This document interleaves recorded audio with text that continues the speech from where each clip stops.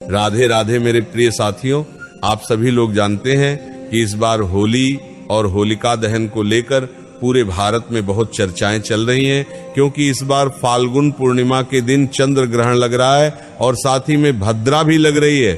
तो इस वीडियो में हम जानेंगे कि इस बार होली का पर्व कब मनाया जाएगा और होलिका दहन कब किया जाएगा।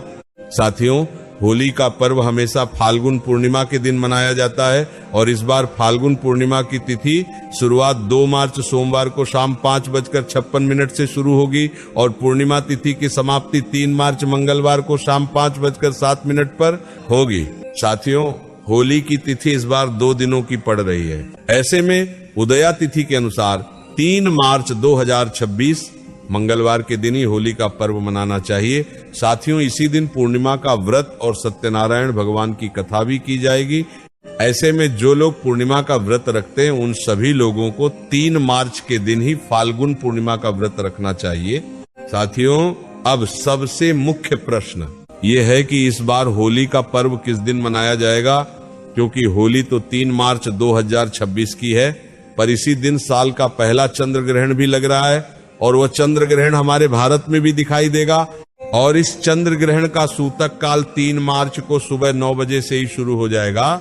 इसीलिए 3 मार्च को किसी भी तरह से होली का पर्व नहीं मनाया जाएगा, क्योंकि ग्रहण में हुड़दंग और खुशियां नहीं मनाई जाती हैं। इसीलिए भले होली इस बार 3 मार्च की है, पर पूरे भारत में इस बार होली का पर्व 4 मार्च के दिन ही मनाया जाएगा। साथियों, अब होली का पर्व मनाने से पहले सभी जगहों पर होलिका दहन होता है और होलिका दहन होली के एक दिन पहले रात्रि में किया जाता है। पर अगर इस बार की बात करें तो इस बार 2 मार्च के दिन नियमों के हिसाब से होलिका दहन किया जाना चाहिए, पर 2 मार्च के दिन भद्रा काल होगा, जिसका समय शाम 5:55 से शुरू होगा और 3 मार्च को सुबह 5:28 पर समाप्त होगा।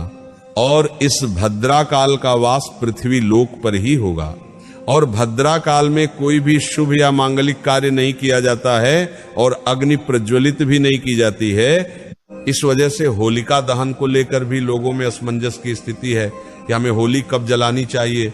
साथियों, वैसे होलिका दहन मुख्य रूप से पूर्णिमा तिथि रहते हो जाना चाहिए और भद्रा काल भी है, तो हमारे शास्त्रों और नियमों के अनुसार आप 2 मार्च के दिन शाम के समय भी होलिका दहन कर सकते हैं, क्योंकि होलिका दहन शाम के समय ही किया जाता है। पर अगर कोई भद्रा काल की वजह से इस समय होलिका दहन ना करे तो वह रात्रि में लगभग रात 1 बजे से लेकर रात 2 बजे के बीच में होलिका दहन कर सकते हैं।